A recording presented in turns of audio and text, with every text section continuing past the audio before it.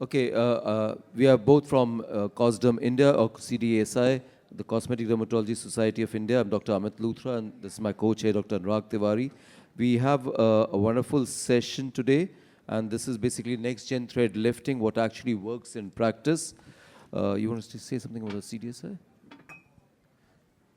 Well, Cosmetic Dermatology Society of India is one of the oldest organizations having aesthetic dermatology congresses since last 29 years.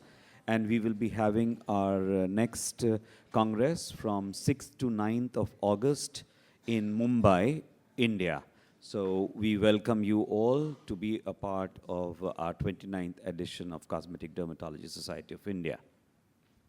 Okay, so without any wasting any time, let's move on to the first lecture, and we have Dr. Kim Ji-soo, and he's going to talk about what is under-recognized during thread lift procedures from ultrasound observation. All yours.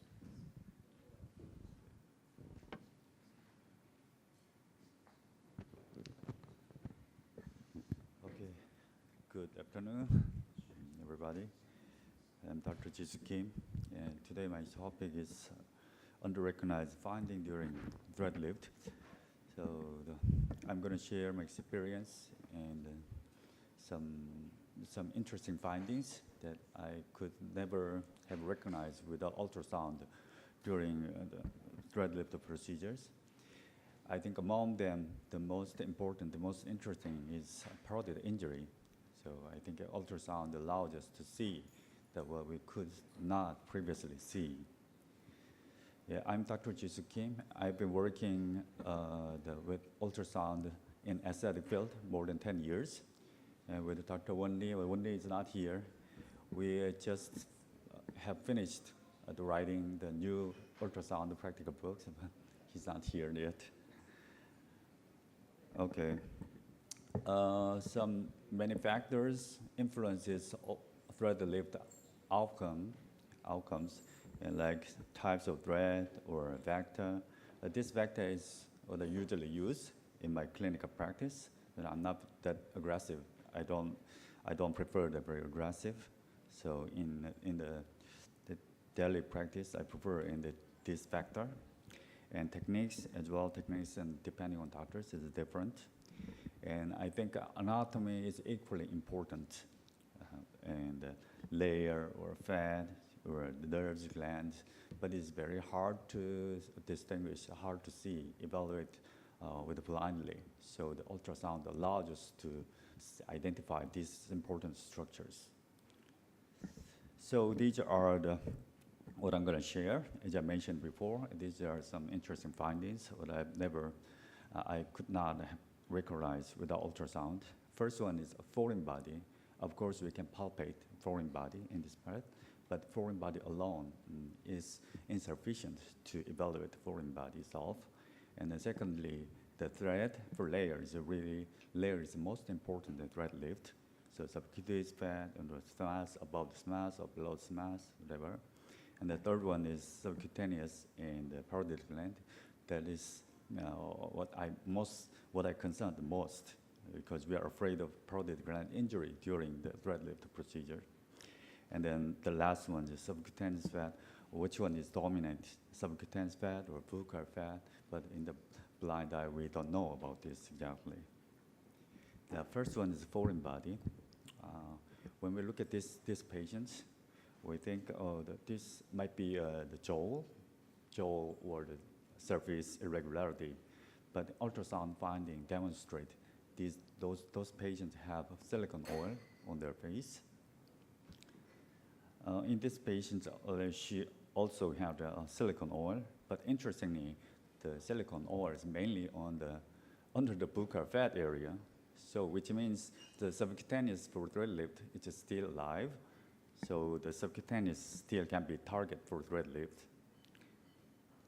But for these patients, silicone oil is distributed all treatment area, so it's very difficult to find the insertion point for thread lift. So in this patient, even though it can forcefully achieve the lifting, but the results are not that good and very limited, and the longevity is not good. for this patient. And then the most important problem is, and thread lift can trigger the massive infection on the face. That's the problem. The second factor is layer. Layer, so blindly we think, oh, the above this mass is good and below this mass is good, just along this mass is good, but we cannot see. But the ultrasound allows us to see, identify where my cannula is. Okay. The first, along the factor, what I'm usually using is, I'll show you this. This is a vertical vector. Many doctors usually use this vector. So now see where my cannula is traveling under the skin. Now we can see this is above this mass layer, but I think then the tip of the cannula is a bit shallower. As we know, the thread is located right superficially. It can cause a dimple. And secondly, this is oblique vector, almost the same, like this. Now visualize where my cannula is proceeding, like this. And then maybe previous session, the doctor talked about the reverse vector. Now there's some doctors are using reverse vector as well. But reverse vector, the layers are a bit complicated. But I think this is almost the same layer as filler. Because the deep temporal fascia is very tough. It's very hard to penetrate using cannula. So mostly, as we can see, this cannula is proceeding, but the space between the deep temporal fascia and the superficial temporal fascia. Now, third factor is parotid gland. Parotid gland is, as I mentioned before, this is what I concerned most. It's parotid gland and parotid gland injury. But in the ultrasound, parotid gland is very easy to identify because it appears as very homogeneous and cloudy-like gray appearance and posterior to masseter muscle. You can see this parotid gland. If you're not familiar with ultrasound, you can easily see the parotid gland posterior to the masseter muscle. But under ultrasound findings, demonstrate the parotid gland is not follow just a typical anatomical bow. So as we can see, this accessory rows or the extension, anterior extension of parotid gland can be easily found. So this latest study demonstrate that the anatomical positional variations, but I don't think this is not sufficient for individualized plan for the parotid gland. So now you can see this is the surface anatomy is enough to identify the parotid gland. Okay, the first patient, this is okay. You can see. Oh, I'm sorry. First patient, you can see that we can easily, or we think, and she has a big parotid gland or parotid gland enlargement. But second patient, very thin patients, it's hard to distinguish parotid gland enlargement or not. But when we ultrasound can demonstrate this. And the first patient, she has a parotid gland extension, but the second patient also has parotid gland extension. What is the difference between them? And then we can see this. At this point, we can see the second variables for thread insertions. This is subcutaneous amount. This is subcutaneous amount available for thread lift is also important. So now let's see that there are several examples for the subcutaneous layer. The first patient, even though she has parotid gland extension, but subcutaneous tissue is enough for thread insertion, as you can see. The second patient, a little bit narrower. Subcutaneous is a little bit narrower, but it is still okay. But third patient, because of parotid gland enlargement and bulging, so the space is not available and is not insufficient. So at this time, and we need to be very cautious to insert the thread. The last patient, she has in the previous facelift surgery history. So the subcutaneous is very limited and it's very hard. So it's very hard to insert the thread. So now in this picture, in the ultrasound image, what you can see. Okay, I'll give you an answer. This is a parotid gland, as I mentioned before, gray, gray echo, the parotid gland. As you can see, the thread penetrated the parotid gland itself.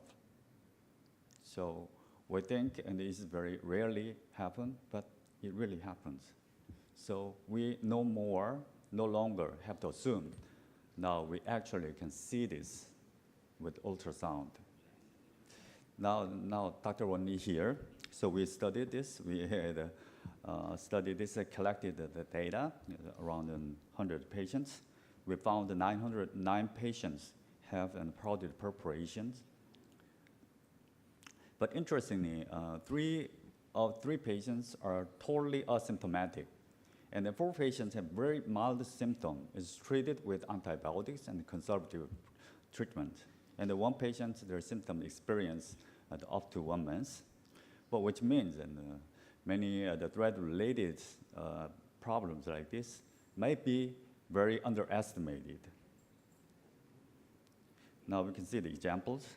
These patients didn't have any symptoms, even though they have parotid gland perforations. But interestingly, you can see this parotid perforation part is not the main body. It is accessory lobe of parotid gland. Second one, this patient with mild symptoms. Also, it seems like this. This is a little bit anterior extension of parotid glands. It was perforated, but it's not the main body. In this patient, the thread penetrate not only parotid gland, but also masseter muscle as well. So patients complained of pain during the chewing. Now this patient looks more serious. This severe swelling happened 3 days after procedures, thread lift procedure, which means hematoma is unlikely. So ultrasonography finding shows that this thread in the deep side and the fluid collection. So I ask the patients compress the right side and prescribe antibiotics or whatever, but her symptoms continue to worsen. So the 3 days later, I evaluate again with an ultrasound. Now you can see more fluid collection caused by saliva, and then you can see it adjacent to fluid collection. I saw very abnormally dilated parotid duct. So I'm very significant, I'm suspicious of parotid duct partial injury. So every time she tried to eat, and she complained of severe pain. So that I have to, I want to reduce the saliva production using botulinum toxin, but to avoid secondary injury, and I performed ultrasound-guided injection.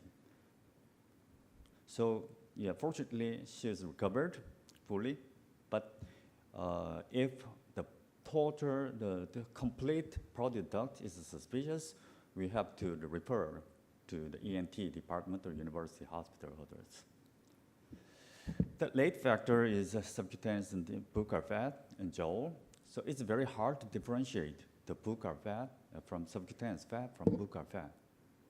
But in ultrasound, in this patient, subcutaneous, the jowl is created by subcutaneous fat mainly. And the second patient, Dr. Su, you can her wind buccal up, fat please. is, okay, 1 minute. Buccal fat is dominant. So at this time, the subcutaneous layer is very limited. So at this point, I have questions. Where should I place thread? Subcutaneous is not enough. So in this patient, the ultrasound can allow me to establish individualized plan. It is patient and penetrate the buccal fat area. But it is indeed more experience, it is more long-term follow-up, but the ultrasound allows us to establish individualized plan.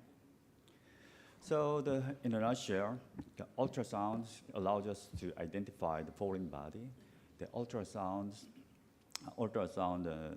helps us to determine the layer for thread lift. And the ultrasound also visualize parotid gland and parotid injury.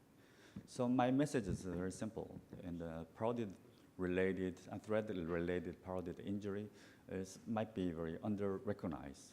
So, but we have ultrasound allows us to see what we could previously cannot see. Okay, thank you. Thank you very much for the lovely presentation. The question answers, we'll take it at the end.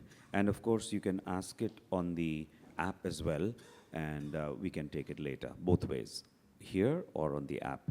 Well, may I have the pleasure of inviting the next speaker, who's Dr. Yanin, and she'll be talking about thread lifting from conventional to the reverse. Thank you very much for having me here. I'm Dr. Yanin Noktas from the Faculty of Medicine, Siriraj Hospital, Mahidol University, Thailand. So today I'll be talking about thread lifting from conventional to reverse technique. So first of all, before we start doing thread lifting procedures, of course, we have to know the aging process and the anatomy, and you have to choose the right tools for the right lifting, and also spatial design depending on each patient, and also at last, the procedure and techniques as well. So let me start with the aging process. Of course, when we start to age, our skin starts to have a loss of collagen. Starting when you're 30 years old, you lose 1%, and then it gets more and more each year. You also have the flat deflation in terms of loss of volume, and also the ligament attenuation that causes loss of lifting effect. So these three actually could be fixed with thread lifting. However, the thing that we could not fix with thread lifting is the bone resorption, which is the loss of deep support structure. Now, let's see, when we do thread lifting, of course, we have to aim those ligaments. The important ones are these 5 ligaments. In the upper part of the face, we have the superior temporal septum, inferior temporal septum, and then in the middle part of the face, we have the zygomatico-cutaneous ligaments, the platysma auricular fascia with a very thick and strong fascia here, and also at the back of the ear, the platysma auricular ligaments. So as Dr. Jisoo Kim already mentioned, that we have those fibrous strands in our subcutaneous all along the way, and this is one of the cadaver pictures to demonstrate that. Now, first of all, we have those ligaments from the deeper layer to the skin. We call those ligaments, the true ligaments, and we also have those that are only in the subcutaneous layer, which is the retinacular cutis. So that's why when we put the thread into the subcutaneous layer, we actually could hook with the retinaculus that is in the subcutaneous fascia. Now, when we want to lift the face, we of course want to lift the lower part mainly, especially the ones that are near your nasolabial fold and also the jowl area, which are these fat compartments. And when you do thread lifting, we also have to be careful of the artery as well. One of the important arteries when we do thread lifting is the superficial temporal artery. It is 1 finger breadth in front of your ear, and at 4 centimeters, it bifurcates to the temporal branch. So you have to be careful when you pass the upper part of the forehead. Now, the superficial temporal artery lies in the superficial temporal fascia. So that's why when you do thread lifting, we have the superficial pinch, which we only pinch the skin and the subcutaneous together. But if you want to lift the fascia with you, you could do a deep pinch. With deep pinch, putting a bigger and larger part of your skin and subcutaneous and also the fascia within your hands. So depending on the plane that you want to do, you could put the thread in the subcutaneous with a superficial pinch or in between the fascia with a deep pinch. So we also have to be careful of the facial nerve. The facial nerve is at the lower part of your face under the mask, and it also bifurcates into 5 branches. That is why when you are in the lower part of the face, usually the recommended plane is usually the subcutaneous because it's above the mask, and therefore you will not hit the facial nerves. Now, as you could see in the upper part, we have the temporal fascia, and it's the same plane down to the lower part of the face, which is called the mask. So you could see that in the upper part of the body, if you are in the subcutaneous, you don't have any important structures at that part as well. In the lower part of the face, you also, if you're in the subcutaneous, you won't hit any important structures as well. But of course, you have to be careful of the parotid gland, as Dr. Jisoo said. So now you have to also know the tools that you're using. So the materials nowadays, we have the PDL thread, PLA, and PCL threads. In terms of characteristic, we have those barbed threads or cork threads or non-barbed or cork threads. The difference are as shown.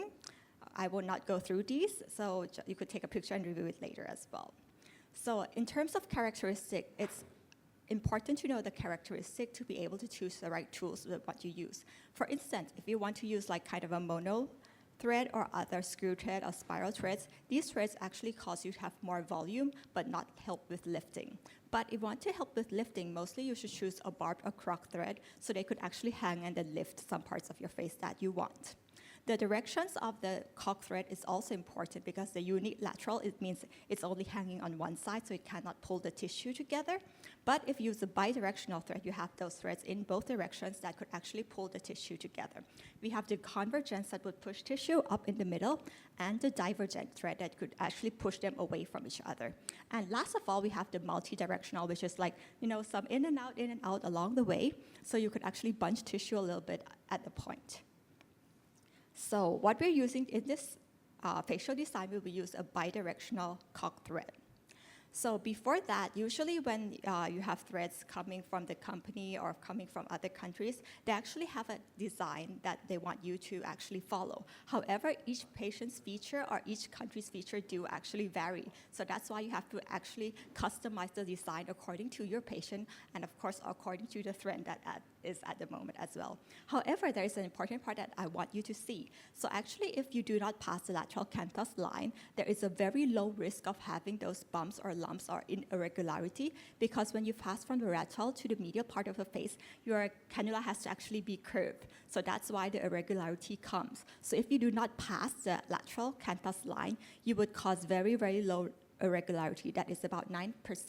But in studies that if you actually come medial part of the face, you are at risk of causing those irregularity to about 82%. So we also did a study at our hospital, our university, that we actually used the recommendation that they want. So what we found that we actually could lift the patient's face, but if you look at the pictures, you can see that the patient's face is kind of a little bit wide because Thai people, we have those already very prominent zygoma. So when we only lift the lateral part of the face, it causes more bizygomatic width. So even though the face is lifted, it's actually a bit wider, and Thai people don't really like it. So if you see the volume in terms of 3D measurement, you can see that the face was lifted, but not in the style that Thai people like. So that's why at our university we came up with two new designs. The middle one is the conventional design that we put the thread in the subcutaneous only. So we hang the thread in the superficial temporal fascia at the T1 and the T2. And then at the C1, we actually put the hanging point at the platysma auricular fascia and the lower part at the platysma auricular ligaments. However, we found that with this design, we had to use 8 thread. However, with the new design, which is the reverse technique, we could actually use lower numbers of thread while actually have that lifting that we want. So what we did is instead of putting one thread in and then just go all the way out, we actually put the thread that is left back inside as a V shape. However, for a better lifting in the upper part of the face or the temporal area, we actually put it in the interfascial plane, because in the fascial plane, we have 2 fascia snatched together. So that is helping with the more lifting effect compared to just putting the thread in the subcutaneous. However, when we go in, we actually palpate the zygoma, and then we put the entry point 1 centimeter below the zygoma. So I'll go over the design with you again. So this is the before of our patient. And when we do thread lifting, it's very important to actually do a before and after picture so the patients could actually see. First of all, we actually palpate the zygoma, the upper and lower border. The entry point is 1 centimeter lower from the zygoma. At this entry point, we will be in the subcutaneous plane until we pass the upper border of the zygoma. At that point, we will change the plane into the interfascial plane. And then the lower part, as we will do the conventional one, so we'll put it entry point before the ear at the platysma auricular fascia and the platysma auricular ligament. We also do nerve blocks before we do procedure, so it's in the infraorbital nerve, mental nerve, and the temporal auricular nerve. So the temporal auricular nerve is actually the line before the lateral canthus to the tragus of the ear, 1 centimeter in front and 2 millimeters below. So that's the point where you do injection to actually block the nerves of the temporal area of the forehead. So when you block a nerve, usually I use 2% xylocaine with adrenaline, and then you could put like about 0.5 for each point. Okay, so that is for the anesthesia, because we know that thread lifting is very painful. And then I also do the entry points, the entry points as well. So I use a 18G to actually poke an entry point at each point. And then I put the thread in at the subcutaneous that you're seeing right now. So you can see I'm doing a little like superficial pinch. And then when I pass the upper border of the zygoma, I do go deeper in the interfascial plane.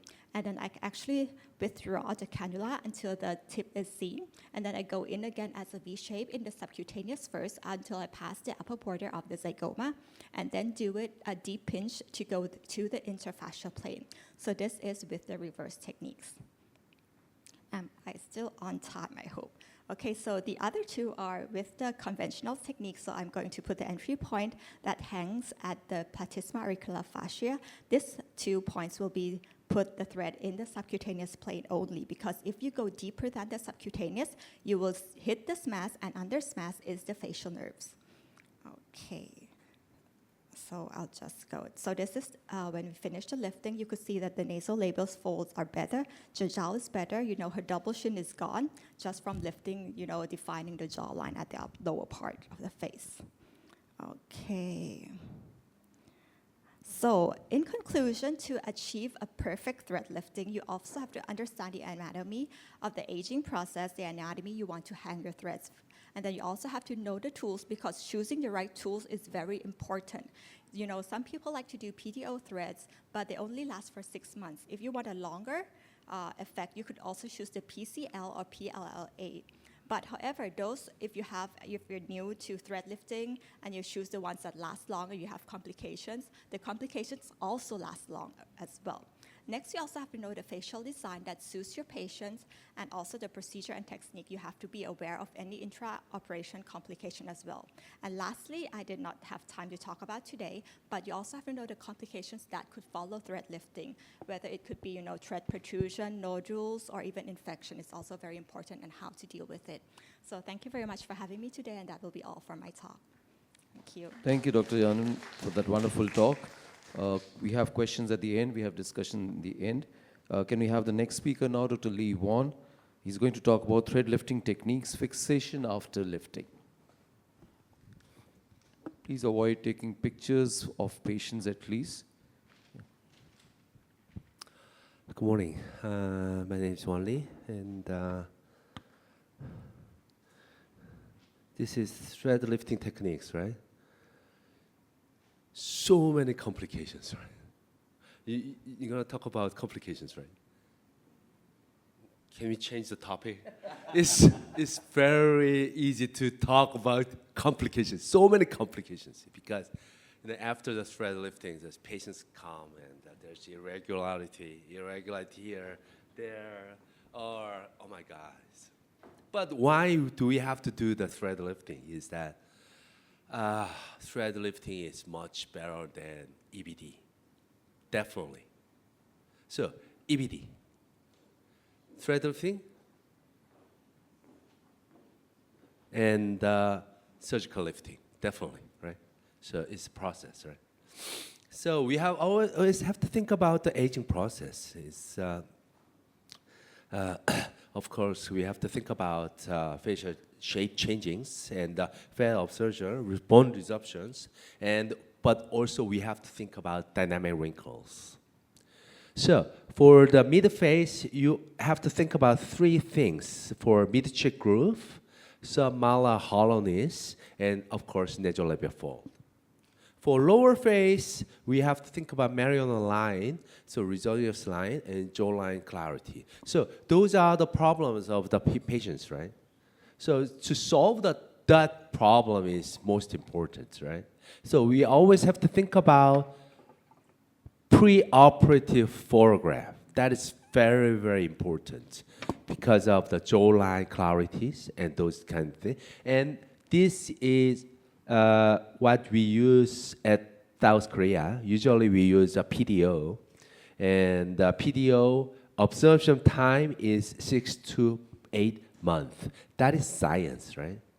But why we are using PDO? Because that PDO can make foreign body reactions, and it makes a little fibrosis. So it can prolong longer. PDO itself is observable, but it prolongs a little bit longer, such as this one. Such as when we do the surgery, that you can see the pre-operative thread, which was PDO, and it was fibrosis. After 3 years, you can see that there's a fibrosis there. So that means that it prolonged longer than the expected. Okay, so longevity is very important, but we have to use a good product. Actually, this is very important thing. PDO has two portion, which is a amorphous portion, and which can be breakable very easily. You know, PDO is when you open it, then the hydrolysis starts. So it can be breakable very easily. So when you open the package, then you have to use that day if you prolong, or that bad products can be packed not good. And if there's any errors, then you can. So when you do the surgery, I was using the thread, and sometimes it's breakable, right? So that's bad products. So that is very, very important, because this crystalline regions and amorphous regions, right? You think about amorphous regions, it is very easy to break. So these are how we make a PDO thread. We PDO thread with a lot of process, but the important thing is packing. First packing and second packing. And it is very important to use the good products. And another thing is that have to think about facial layers. Of course, that if you're using the thread at the subcutaneous layers, nearby dermal layer, the effective is much better. But complication might occur because of the irregularities and so on. If you inject thread very deeply, then it might have no complications, but effective is lower, right? So you see, I always have to think about a lot of thread speakers saying that just to inject the thread to just the upper to smart layer, right? But it's not easy, right? It's not easy at all. So that's why there's complication, and that's why he's gonna talk about threads complications, right? So we always have to think about layers.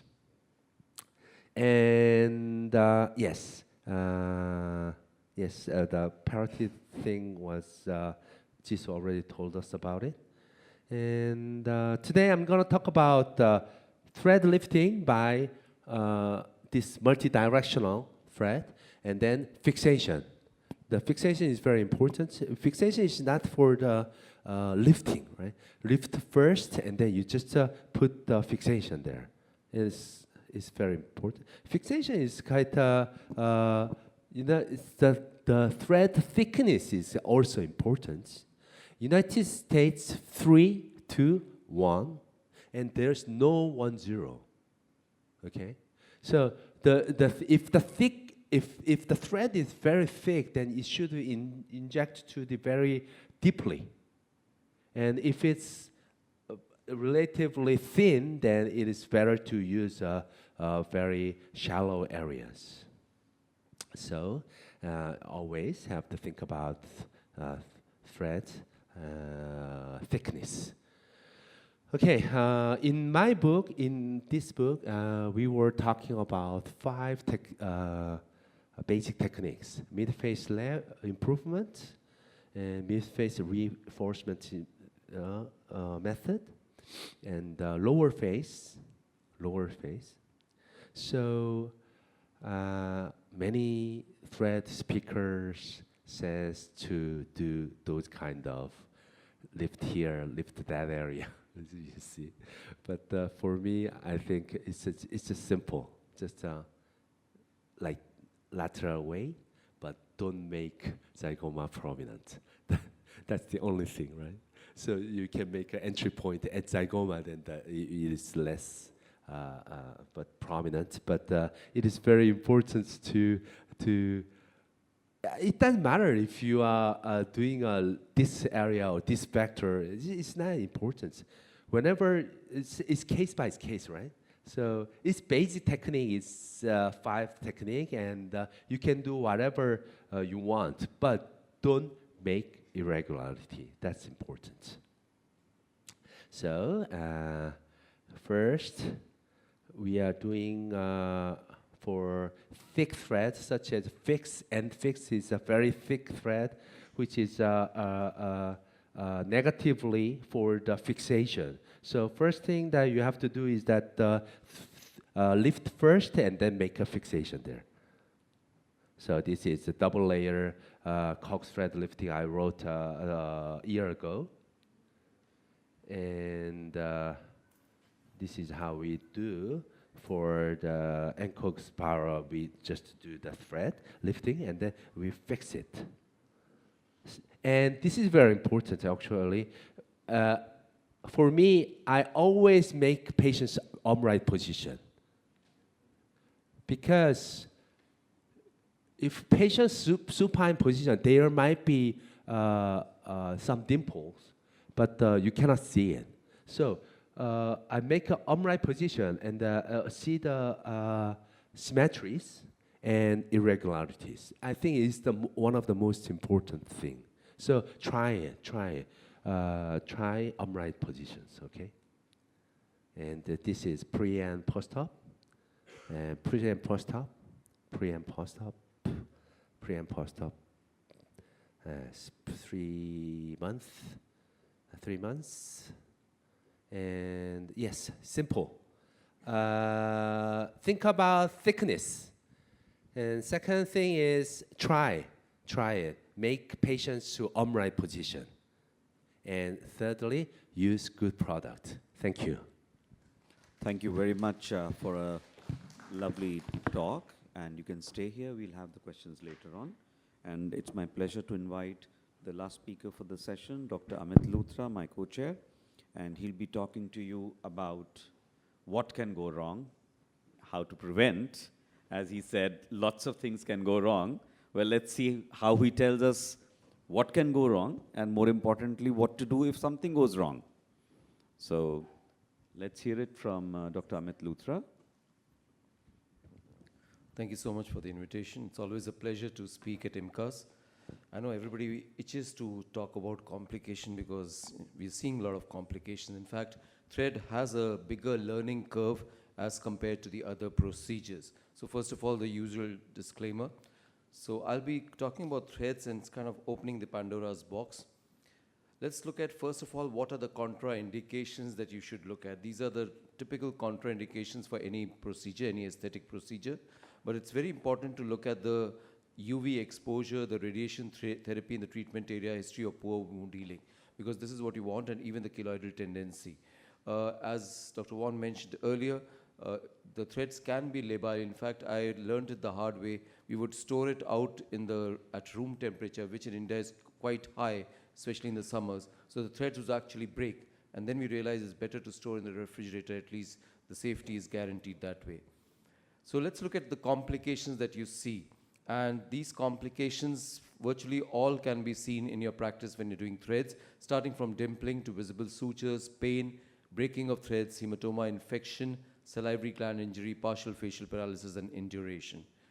In fact, this is a study from China wherein they took 190 patients who had complications with thread over a period of 6 years. Again, skin dimpling was quite common, 77 patients, which is 40%. And contour irregularity, visible threads, even infection was quite high. 9% of the patients had infection. So it has to be a totally aseptic procedure. Let's look at dimpling first. This is the most common complication. And this is primarily attributed to the barb thread being too shallow or uneven. And especially if you look at this diagram, you've taken a bite which is kind of superficial. And this is what has happened in this particular patient. You see that little dimple there in the lower side here. That's a natural dimple. But this is 1 day after the procedure. She has a swelling and she had a double dimple. Another dimple developed here, which gradually resolved. We did not do anything. She had got injected in probably one of the workshops by a technician. So dimpling can be a nuisance when there is sepsis, when there's infection. This is a patient who got threads done at some other clinic, came back with this little lump, and she was put on antibiotics. Took quite a while to really settle down. In fact, in this video you see here, she's trying to show me this is after she came back with a 4-week course of antibiotics. You can see that little nodule which is still bothering her. And then we put in the intralesional steroid, corticosteroid, and this is what happened. So there was a little kind of hollowness there, which ultimately we had to put in some fillers to take care of it. So how do you manage dimpling? Most of it is spontaneous resolution, but if you have dimpling, a simple way is to massage bimanually. So you go to the two ends and massage it in the opposite direction. Sometimes that can resolve the dimpling that you have. But if it's still persisting, and then you can probably do an 18-gauge needle, take it and kind of go down and cut where the dimpling is, so that the tension is released and the skin rises up. That's a simple way to do it. You can also use heat therapy. By heat therapy, I mean you can use your radio frequency or ultrasound devices to heat up the thread. Remember, threads are heat labile. And last resort is you'll have to take them out, or later you can, if there's a dimple, put in the hyaluronic acid or fat as the patient would want it. Visible sutures and thread extrusion, again, are quite common. And you, as has been discussed in the previous lectures, fixation points, vectors, and exit points are important. Remember, the threads have to be in the subcutaneous layer. Whether you're doing it superficially in the subcutaneous or a little lower down, that's your call, but that's the plane for the injection. Sometimes threads can be permanent. This is a patient, I was trying to examine her while doing the fillers, and then I suddenly realized there's something popping up from there. And remember, most of your aesthetic patients don't volunteer information unless you goad them. Most of them want to hide things from you. So this is the patient when I really went after her, what is this? And she told me she had done a permanent thread 5 years back, and it's still kind of persisting, but she's not bothered. So we let it go, we did not touch it. Now, most of the threads extrude through the point of entry. So it's very important to tell your patients when they sleep, not to sleep on that entry point or not to press on that entry point. And in some cases, if they are very shallow, the thread sometimes pierce through. Now, in this particular case, what you see on the left, the patient at day 40 suddenly came back, her thread had pierced through, and she said her friend pinched her in that area, and the thread actually popped out. This is 40 days after, and here you see somebody done with a nasal thread, so you can see that little kind of swelling there. So unless you remove the thread from here, this swelling or this little kind of mass doesn't go down. So how do you kind of manage them? Partially extruded threads can be cut. Some might require removal through a small incision, or you can use heat therapy, as I mentioned earlier. Another example of two patients who have these threads which are visible. On the left side, if you can notice, again, I'm trying to stretch that area and see the thread popping there. This particular lady here, you can see the thread in the course of the thread and at the last distalmost point, which is still visible. In her case, the patient on the left, we let it go. This patient was worried about it, so we had to use a little bit of heat therapy. This is a week after fractional RF, and you can see that this point has improved, but there's something still in the middle here which you can see. It gradually took another week to go off. So if you're not able to excise them or take them out, you can just heat them up and they kind of disappear, especially if it's a PDO thread.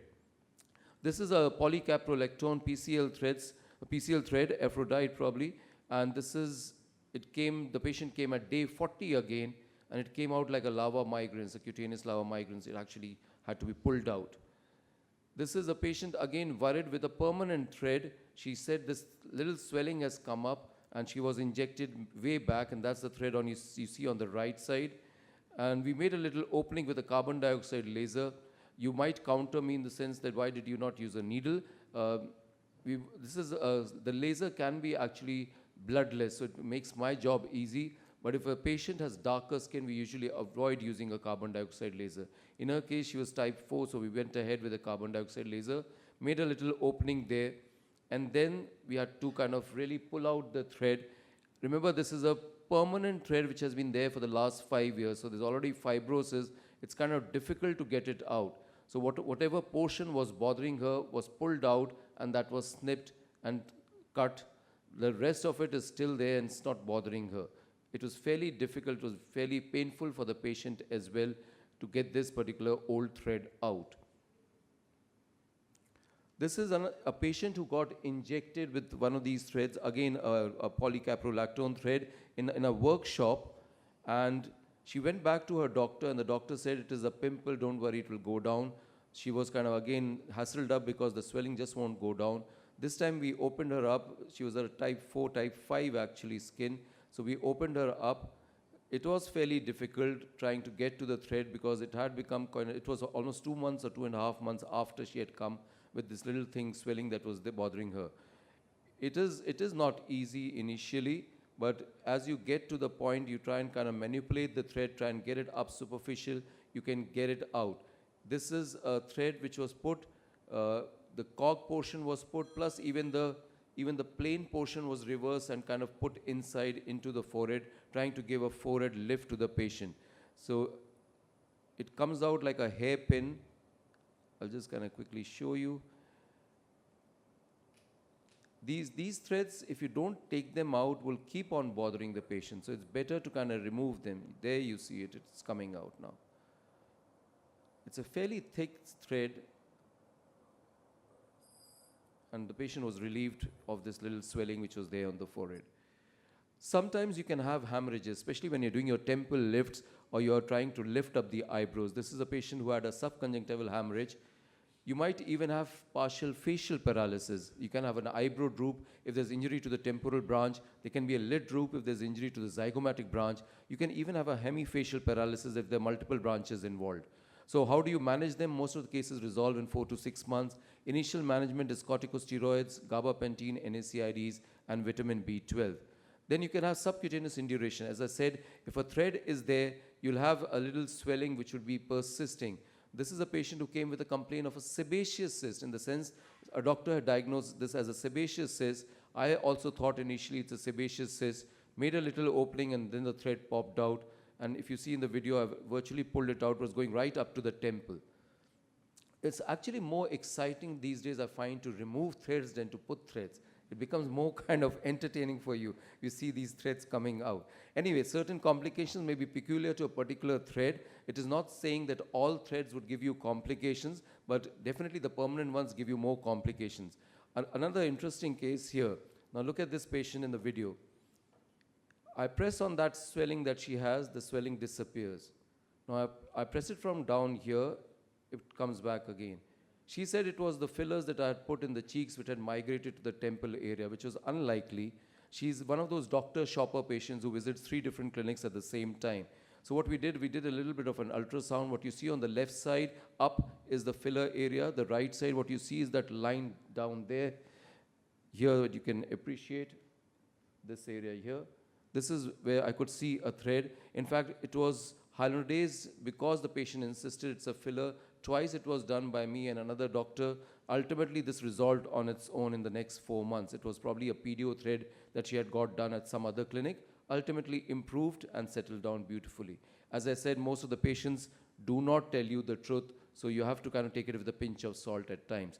Most complications with thread lifts can be treated non-surgically. Revision surgery is rarely recommended, but it has to be performed sometimes if the patients demand and want instant approval. This is probably the most important slide. Post-procedure care is important in threads. Ask the patient not to wash or massage the treated area for 4 to 5 hours. No aspirin, NSAIDs, and antihistamines. Avoid sauna, swimming to prevent infections. Avoid aloe vera preparations because we don't want anti-inflammatory things to be given. Avoid sleeping in such a manner that there's pressure on the entry side. And when the patient warn the patient of a possible discomfort, a week or up to 2 weeks. So with that, I end my lecture. And I welcome you to CDSI COSDM India, which is happening in Mumbai from 6th to the 9th of August. Thank you very much. Thank you very much for showing us what can go wrong. And all the topics are open for Q&As. In case you have any question, please take the mic and ask the questions. We'll see if there are any questions online as well. And over to you. Yeah, the audience. please go to the mic. Please come to Identify the yourself. mic. Yeah, Please identify yourself there. Thank you for the great lectures. I am Dr. Raihan from Indonesia. I would like to ask the first speaker about the parotid gland complication. You use Botox, right? How many units you use to make it smaller, and where is the injection points? And for the volume reduction purposes, Yes. the parotid gland, and I usually use 25 units for one side. But at this patient, patient I shown you is the complication care. So I prefer the high dose of botulinum toxin because in the saliva production aggravates the symptoms. So the 50 unit, 50 unit. I 50 did just 50 unit, one side 50 units. The injection point, is it the same like masseter? Yeah, injection point is not, not multiple. The ultrasound guided, I performed ultrasound guided injection just to avoid the secondary injury around this. So the only on this part, I checked ultrasound. I checked the parotid gland first using ultrasound, and then conservatively approach the posterior side, only posterior side, but it works. Okay. Will it make the patient become serostomia or less production of saliva? I'm not I don't think this is significantly, but her symptom is obviously every time she tries to eat, and she complains of severe pain, because I think this is related to the saliva production. So I think this is because of partial injury of a parotid duct. So that's why the parotid leakage, that saliva leakage, in a fluid collection, because of this fluid collection happened, and so it can cause an massive inflammation signs. So Is there any alternative if we misplace the thread into parotid gland? Maybe we pull it out. Can we? Aspiration or what? No. Or Pull the threads out. Thread. Because this is very cautious, because pulling thread out can cause secondary injury. Yes. At this time, I didn't explain about this, but the first time I tried to aspirate fluid, but it makes worse. Oh. So I'm afraid to removing the thread, because it can cause more trauma. So it can make things worse. And so I conservatively approach it, and then I thought that it didn't work, and so it doesn't work, and I will refer to the ENT. But fortunately, she resolved, recovered. Thank you. Can I ask one more question for another speaker, for Mr. Kwon? I would like to ask, what is your tips to prevent the wider zygoma in thread insertion? Thank you. I put the entry point very lower area, lower than expected. It's most thread lifting speakers just do the hairline. Yes. I used to do that, but actually, then it's the gathering. You have to think about the gathering, right? Yes. So if you make an entry point at the zygoma area, then it gathers at the subzygoma area, right? So yes, and that's the point. And the second thing that I want to mention is that if you put the PDO thread in the parotid layer, and the parotid layer's saliva is water, right? Yes. So it degrades more than expected. PDO thread, right? As I show you on the slide, the water can break the PDO easily. So that's the point. Okay. And the exact insertion point, entry Yes. points, is it in the temporal region or the It was at as I told you, it was at the temporal area, but it's Lower. getting lower and lower for me also. And sometimes I make like a zygoma area or something like that. Oh, okay. Excuse me, what kind of a thread are you using? The PD bidirectional thread? Yes, Or- bidirectional. Yeah, bidirectional thread always. Also remember then what is the midpoint of this, because midpoint, Dr. Warney explained about this, is midpoint is elevated gathering effect. It has gathering effect. We always check like this first, and then second one is if you you don't insert fully enough, and this gathering point might be different. It may be located on the superficial side than we expected. Okay. So that is, or we're not confident of that, and making the entry point below the zygomatic arch or others, that is Okay. our recommendation. Yeah, thank you very much. One question about tying the threads versus not tying a knot. not tying it and letting it loose, or tie it? And if you want to tie it, how many knots? 1 knot, 2 knots? I used to tie like 10 years ago or something like that. Right now, I'm not tying because afraid of complications. And the thing is that if if you want to make patients more effective, then you have to inject thread very shallow. But if you inject shallow, then such as complications occurs. If you move your skin, then you can see the thread out very shallow, right? And if you're making knots, then it's disaster. So right now I'm not doing not making a knot, and yes, I think it's enough. Okay. Any more questions from the audience? Yeah, please go to the mic. Please identify yourself. Hello, I'm Murino from Indonesia. My question is, I have some experience with the trading, the PDO, and then after 3 months, it's developed some like delay hypersensitivity. That's why it's around the area of the thread. It is like granuloma. So, what is the possibility it's happen, and then what is the best treatment for that hypersensitivity? So what kind of thread did you use? PDO.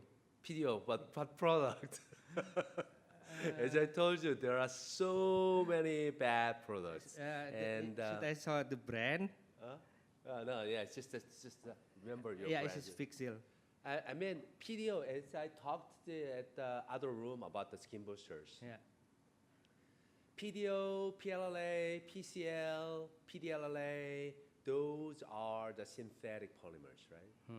So the mechanism is that if you inject that at the subcutaneous layers, you always have to think about macrophage 1 phase to the M2 polarizations, Yes. right?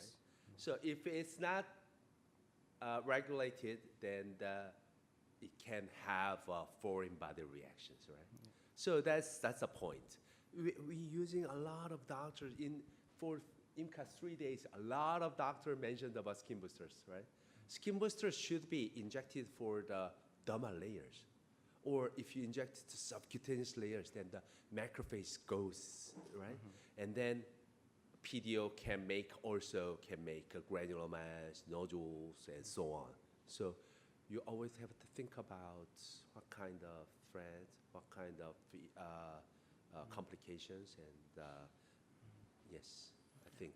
No, but he's asking what to do now. It's 3 months. There's Yes, inflammation start is there. after 3 months. So It's would you just take not out the right. thread, or would you leave it as it is and wait for it to dissolve? No, dissolve. It's a granuloma. It's already foreign body reactions, right? So it's already fibrosis. So we Right. have to remove it Yeah. by the surgical method, or inject triamcinolone or any other. If it's a kind of a hard nodule, you can try injecting triamcinolone, as he said. If you feel the thread can be taken out, you cut through, because the moment you remove the thread, everything settles down. That's the way. Yeah. Yes. You also have to think about 5-FU and those kinds of things. Methotrexate, 5-FU, all Yes. these things can be done. Thank you. Any questions? Yeah, Ashok. Thank you for the lecture. I'd like to ask a question to Dr. Jisoo Kim. I know that you had a lot of experience with thread, not even in Korea, but also in Vietnam. So I really envy you. You have that kinds of a lot of experience. So are there any anatomical difference between two race or two people in Korea and Vietnam, especially when you talk about the parotid gland, the location or size? So it should be very cautious for our physicians to know the anatomical feature in two countries. So to prevent that kind of serious side effect. If you know the experience, please let us know. Thank you for the questions. Yeah, this is interesting point, and ethnic differences of parotid gland size, and based on my, I practiced in Vietnam for 5 years, and so compared to Korean patients, I think parotid enlargement is more often, more frequent in Vietnamese patients. I think this is something to do with dietary habit, or dietary habit, or they like to drink beer or others. So I think this is obviously related to this. Of course, as I mentioned before, if the parotid gland enlargement or bulges too much, so we need to be very careful, as we mentioned before, and ultrasound demonstrate thread can penetrate the parotid gland, especially bulge side. So the one more interesting thing is main body is more protruded, more hypertrophy compared to Korean person. So I think it's more, we need to be more cautious to insert the thread. That is my impression. Thank you very much. Thank you. Any more questions? Yeah, please. Meanwhile, Dr. Yanan, I wanted to ask you whether your reverse technique that you're showing, have you kind of replaced the conventional one with only the reverse technique now? Is it better? So I think you also have to mind which type of thread you're using. For instance, the Infix that Dr. Lee Wan mentioned, that one does not work with the reverse technique because it's stuck between the hedge of the cog threads. So I think you have to know the threads like carefully to actually know which technique you could be used with the. Yeah, I did the bidirectional ones. So you have to know where's the middle part to be able to make the middle part at the end and then the other half to the other end. Yes. For usually that I'm using 18 gauge for make a puncture, right? But since I'm a plastic surgeon, I'm so afraid about making a scar here, right? If you puncture here, right? So maybe it's well, I don't know. So sometimes I do the reverse, but I'm not very much doing a reverse technique. Good afternoon, everyone, and thank you for the wonderful topics. The question that I want to ask contribute to Dr. Yanin and Dr. Sorry. About the reverse technique that you insert into the temporal area. I think the anchoring point is the superficial fascia, right? My question is, how far do you go? How far do you go? And it is that give you the most effective hanging or anchoring and safety, because there's a blood vessel here too, right? Thank you. Yes, so actually when I'm in the interfascial plane, so that's like an avascular plane, so I'm quite safe in terms of vascular and bleeding as well. In terms of how far I go depends on the thread that I use. So I have the 10 millimeter, the 100 millimeter or 10 centimeters. That would be 5 and 5 because I divide them into half. And that's why I'm not going too deep as well. So if you have a longer thread, you actually go further away, but if you go further into it, it hurts a little bit more because of the temporal auricular nerve only actually anesthetizes the only lateral part of here. Yes. My answer is like this: the more effective; the longer, the more effective. But if you are afraid of that, we can start to use in 6 centimeter first. And then for me, my preference is not by multidirectional for the reverse technique, because I don't want to lift it too much, and just the naturally lifted state. I want to maintain the naturally lifted states. So that's why I prefer the multidirectional on the reverse technique. And then of course, doctor, I agreed with the doctor. I'm sorry, remember name. I'm sorry. So the interfascial plane is safe, and then my ultrasonography finding also demonstrate in interfascial. We are traveling the interfascial space, and as you know, the superficial temporal fascia envelopes superficial temporal outer vein. So under the superficial temporal fascia, I think this is safe, and then we try to keep in the very the gentle proceeding. I think we can keep our cannula to the interfascial plane, and that is, I think, safe. And 10 centimeters is okay. Yeah, for me, 10 centimeters is okay, but more than that, I'm not sure. Blackpink, Jisoo. Jisoo. One last question. During the pre-congress, we were talking with Dr. Ajima also that how far is the fascia goes? How far is the fascia goes? Yeah, and I cannot remember the doctor name, and she said that we have to, like within the triangle here, there's a measurement, but nobody knows because no one do the ultrasound to see how far the fascia goes. Do you have any idea because you do the ultrasound? Have you ever seen? I don't know. Fascia goes, what does that mean? I mean, like yeah. Ah, it's fascia. Yeah, Ah, because I it's- heard that they say that after this is fascia and then it become subcutaneous only. Mhm. There's no more fascia. I Yes, mean, of- I don't know if it's correct or not. Yes. Mm. Oh, So Of that course, means you can go only for a certain distance. Yes. It's, if it's temporalis muscle, then you- it's natural. The fascia goes still until that. Yeah, that's why I want to Yes. ask you, like, does it go all the way or this the ending point for the fascia Ending for point you to is hang temporalis the muscle, right? Yeah, ending point is Yeah. temporalis muscle Yeah. here. Yeah, after that, of course, it's just subcutaneous and fascia and subcutaneous fat. But the 10 centimeter is okay. I think it's a little bit beyond temporalis motor, but I think 10 centimeter, okay. But that's why I told you more than 10 centimeter. I'm not sure. I'm not confident. Just a very basic question for the audience. So you're saying in the reverse technique, you're going into the subcutaneous and then in the interfacial plane. So there's a give when you get into the subcutaneous plane. So how do you decide you're in an interfacial plane?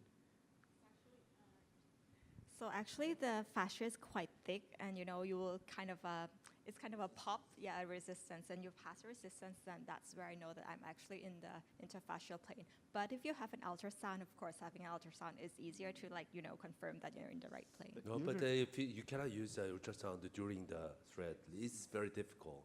So just that when you do the reverse technique, then it goes to the subcutaneous layer, and then for me, it's injects to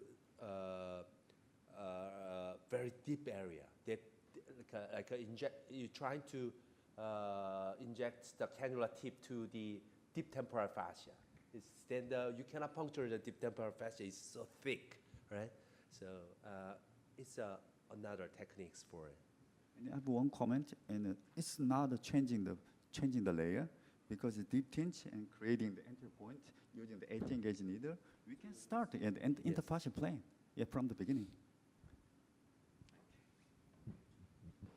I think we'll call it a day. It's lunchtime, and hopefully we had a great session. Thank you all the speakers, wonderful lectures, and hopefully we all will see you all in IMCAS Paris as well. Thank you. Bye. Bye-bye.